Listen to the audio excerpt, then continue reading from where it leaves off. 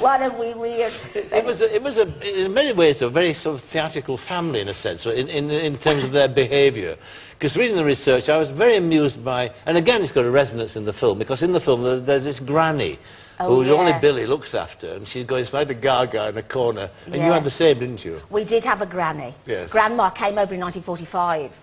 Which was before I was born, and she'd had a couple of strokes. My brothers used to say, at the third stroke, she will be 78. And she... Shouldn't laugh, shouldn't it? No, she was a bit doolally. I mean, I've just got this abiding image of her sitting by the fire in her chair, which nobody dares sit in, because when you sat in it, it went like this. Because it was a little bit soggy. And don't sit in Grandma's chair, don't sit in Grandma's chair! We always used to say, you know, and there it was by the fire as well, not pleasant. And, so I've got this image of her sitting in this chair with a black face, eating a boiled egg with a pair of coal tongs. And that's the... Oh, God, love a grandma. But yeah, things sort of... I don't know, things took a turn for the worst when she was... a pigeon shat on her hair in Trafalgar Square, of all places.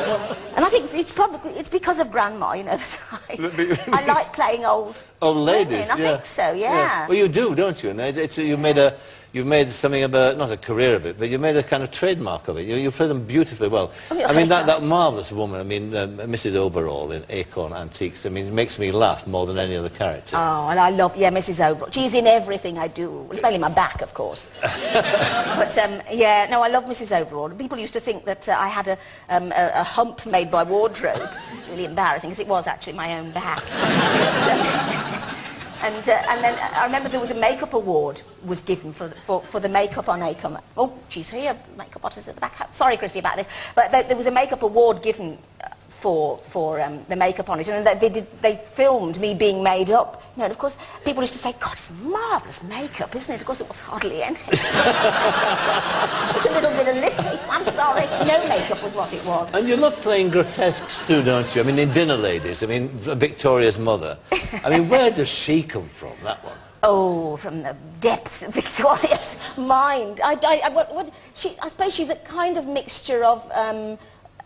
she's not quite a bag lady, but she is a bit like those sort of women. Yes. But she's sort of fallen on hard times. That's why she lives in the caravan with all her clothes in a bag, and a lot of men have passed through that caravan. That's why she wears lots of big jackets and things. And she's like a mixture of extras and people that we've both met, where they talk about, sort of grandly about things that they've done, and really, you know, it's like being 2 minutes in the presence of somebody, I don't know. I mean, I remember doing Buster with Phil Collins, and we were in the foyer of this cinema, and we were about to do a scene, and I heard this voice say, yes, well, of course, when I worked with Larry.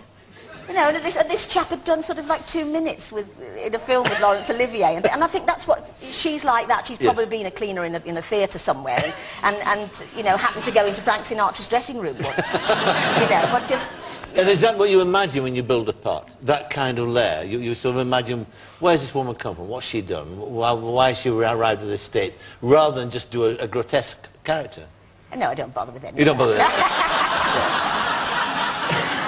I never was one for research. No, for research. On the Stanislavski method, nothing like that at all. Oh, no, really, just from the dancing. But what's interesting, I mean, somebody once said, one of your fellow actorines said once that defined the best definition of character actress. She said, a character actress is the actress who the audience don't want to sleep with. How dare you? I've slept with lots of people. But this is the point. I mean, you're very glamorous, you see, and glamour is, it's true, don't, you see, you do this immediately. It's like Victoria Wood said, you're always the first to put the false nose on. Yeah. You know, and I just wonder, did you deliberately avoid that glamorous image? Is that something that's... It's a bit frightening glamour, isn't it? Is it? Yeah, I suppose somewhere I feel I'm not up to that. I think that's what it is. Really? But it's a mixture of that, and I'm not quite... What is glamour? It's a bit kind of like... It's tinsel, isn't it? I'm not quite sure what it's meant to mean, I suppose. I suppose Dynasty and things like that I think of as glamorous. Hollywood's glamour. Yeah, but it's kind of unreal. Do you know what I mean? You turned that down, didn't you? You wouldn't go down. I love that. I turned it down. Yeah, I did. You did? So you turned your back on it? Yeah, I did. Well, yeah, I did like this. Like straight off. You could have gone and you didn't. Well, I could have got... Yeah, at the time of educating Rita, yes. I could have. But they didn't know what to do with me. You know, and they were just sending me sort of scripts that were like sort of 1970s comedy, you know, sort of romantic comedies that Glenda Jackson and George Segal had done very well 10 years earlier. Do you know what I mean? Yes. They just, and you know, unless you're Jane Seymour, let's face it, I'm always being confused for her. Yeah. You know? Everywhere I go. But let's come back up to date, because apart from Billy Elliot, you're also starring in a National Theatre production of All My Sons. Yeah. The Arthur Miller play. Yeah. And that's very sort of serious part, isn't it? That's a great tragedy. Does it emotionally get you, playing a part like that? Oh, yeah.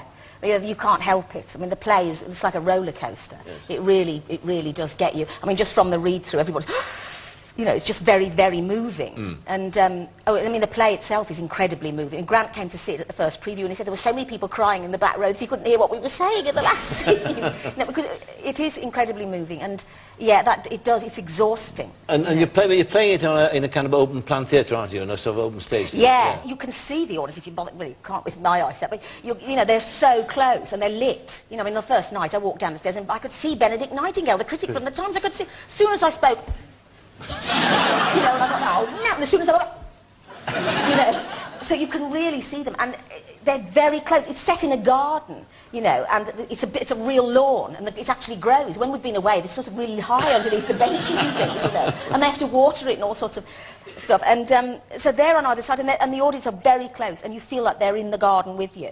And one night, somebody actually collapsed. And it was terrible, actually. I had my back to him, and I was doing this speech, you know, to Catherine McCormack, who's also in it. And I suddenly heard somebody go, oh, God. Honestly, bored, yes. But, you know. And, anyway, I carried on with this speech, a difficult bloody speech as well. Anyway, so I carried on with it, and oh, no. Honestly. So anyway, at the end of it, I kind of went off, you know, and at the end of the speech, I leave the stage, and then I heard bum, bum, bum, bum, bum, bum, and the man had collapsed. He was having some kind of seizure. Well, the audience, they all joined in. It was really bizarre. They were all shouting across. I think he's had a stroke. Get him an aspirin, somebody. I think he's got... And then someone from the other side said, well, I've got a paracetamol. Looking in her back. It was so weird. And the actors who'd been speaking in American accents all night, you know, suddenly start talking in their London accents, or they sort of, wherever one of them's from Lincoln and places like that, you know. They said, well, I don't, shall I get an ambulance? So it is straight, but it's been fantastic. Yes, so you've got your marvellous reviews, and that's finishing shortly, isn't it? It is, yeah. And you're doing the promotion for Billy Elliot, and then what after that? I don't know. Harry Potter. Harry Potter? Who said that? I read it somewhere. You know more than me. Oh.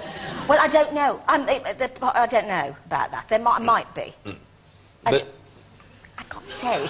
You can't say? I don't think I can I heard you signed a four-piece deal. Who said that? That's what I read. Honestly, these people, they know more than me. Yes. No, I haven't signed anything. No, you haven't? I haven't. Yeah. But I won't. No, I don't know what's happening with that. You don't? No. All I don't know whether I'm going to do it or not. All right. But do you know I have been offered it, yeah. You have been offered it? And what else? Anything else? Mind your own business.